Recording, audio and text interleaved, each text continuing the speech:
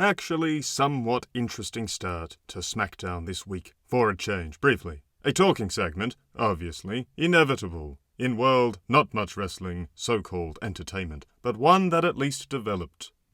The main star of the show going forwards. As many fans figured following Monday Night Raw's surprise main event, CM Punk, a man who trashed part-time yesteryear stars for taking titles and spots from current, less exciting, harder-working performers, only to do exactly that to Sami Zayn this week, and Nick Aldis are in cahoots.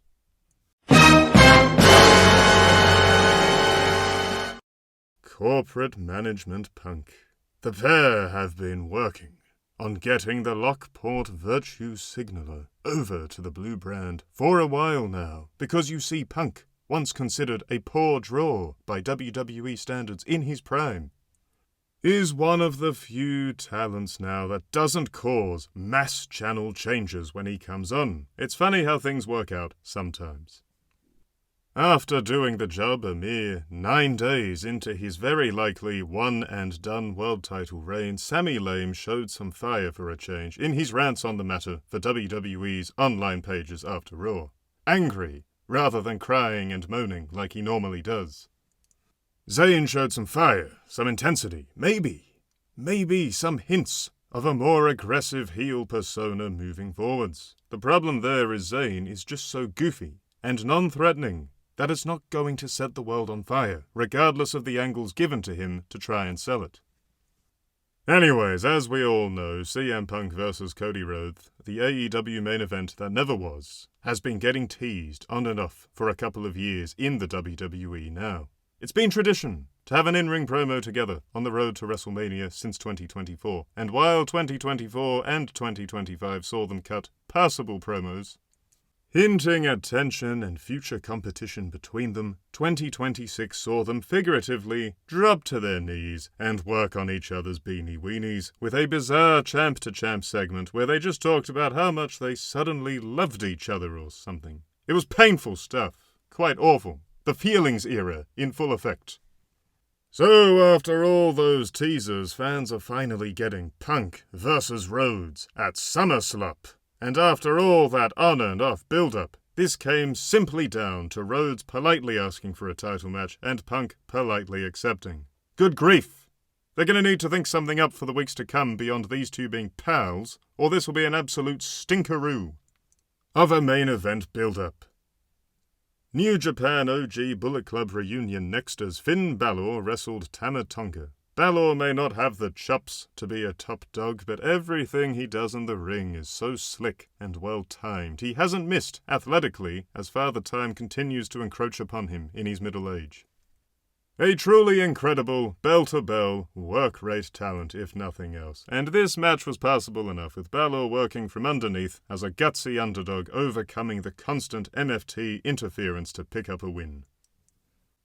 Sami Zayn is apparently on a mental health break, rendering his edgier promo work this week worthless. Good stuff. Will we get a therapy promo when he gets back? Will it be better than that time AJ Lee stunk the whole industry out with one? Time will tell. Time will tell. And speaking of time, it is in fact time to turn Solo Sikoa babyface. He's funny. He's kind of got a pudgy, everyman physique, and the idea of him rebelling against the increasingly authoritarian Bloodline 2, or is that 3.0, is somewhat interesting. There was seemingly a tease of it next when Jimmy Uso called him out. But we got Powerhouse Hobbs struggling for relevancy instead. Hobbs is a good hand. He's very masculine, especially by the terrible standards of modern wrestling. He's got a distinctive presence on the mic and in the ring, and there's some explosive snap on a lot of his moves. But right now he's a strange, wedged-in fit for this Bloodline angle. He worked hard on selling his bond with Jacob Fatu here, and while the material had the potential to be quite powerful, this segment dragged way too long to actually be all that compelling. Hobbs then went on to do the job to the jubbiest of the Bloodline members, as not Jey Uso got to avoid staring at the lights for a change, picking up a shenanigans-laden win following a whole bunch of hot air on the outside with Sikoa and Fatu. Now look, The Bloodline was a fantastic, long-term storyline at the start of this decade. The wheels were already starting to fall off by 2023, and the Bloodline Civil War angle in 24 and early 25 was ultimately a creative bust. Everything ends, and this rehashed storyline is not doing anyone many favours, especially when a lone wolf reigns as champ now could have been such a fresh take on the character compared to his 3+ year run of constant interference. CM Punk summed up many a fan's thoughts on Jobby Gar Jobbo and Candice LeNopup when he said what they were doing wasn't working. Yes, correct. No doubt a budget cut and random inclusion on AEW for the Tommaso Ciampa reunion no one asked for is in their near future. Jade Cargill simply is not good at this whole wrestling thing. When she first moved to WWE, the criticism was directed towards AEW, that they had not trained her and prepared her properly for live television and main roster wrestling. It did seem like a valid criticism. But after an extended period away from the cameras being retrained by the WWE, it's safe to say she still has not improved. Beyond a very distinctive look and presence, she's got nada, and her match here with Alexa Bliss did nothing to really counter that point. A blah match overall, with an obvious Cargill win off of a sloppy pump kick and that jaded finisher. Led to a surprisingly heated angle actually post-match. As Charlotte Facelift was forced to watch as Alexa Bliss put her double-jointed arm to good use in selling a post-match beatdown. Now the thing with this, what made it heated, was Alexa Bliss's selling and her freaky double-jointed arm. Poor Charlotte can't really do facial expressions after all that work she had done. But on paper this was an effective segment to build some heat, and Bliss always sells very nicely. So yeah, good. Best part of this whole thing. Whole thing is in that match, not the whole show. Good grief. Non-title, title eliminator bouts suck. This is not just a WWE criticism either, to be clear, as AEW do them all the time as well, and they suck there too for the same reasons. Either save the singles clash for a title bout, or don't bother with it at all. Trick Williams and Carmelo Hayes are a solid pair, who work together very well and have some interesting kayfabe history going back to NXT. That being said, this non-title bout immediately lets some air out of the balloon for their eventual singles title clash. The action here, though, was very neat, with Williams looking to use his size and explosive strength, while Hayes countered him with his speed and high-flying athleticism. A nice example of contrasting wrestling styles gelling together well in the ring. The disrespect, though, when the cameras cut to patron saint of the no-pups, Lord of the Zest himself, Ricky Snores, watching backstage like anyone wants to see him on the show at all, was laughable.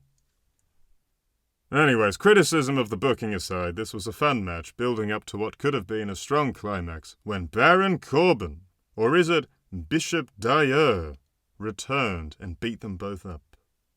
Great.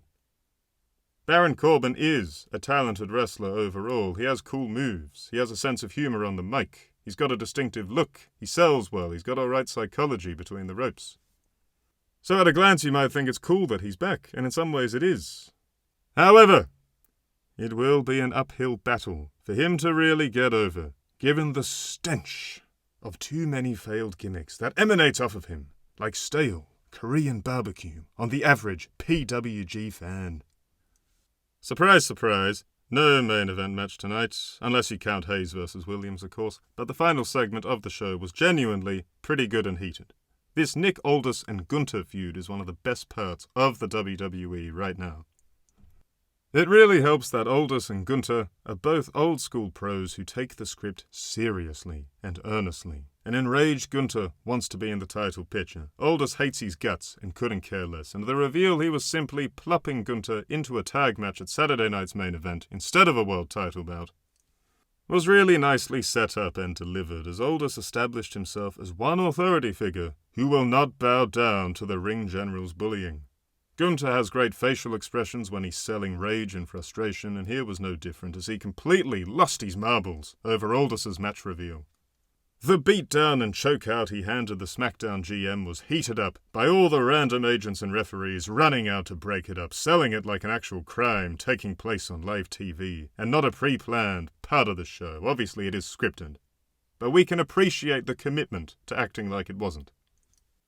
Cody Rhodes running out as the show cut to black, chaotic WCW in 97 style was great too, and made everything feel more alive and energetic and spontaneous than usual.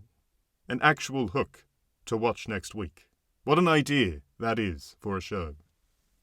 And when this does lead to a match, it's worth remembering Nick Aldis was actually a very strong hand in NWA as a performer before Smashing Pumpkins guy completely destroyed that promotion.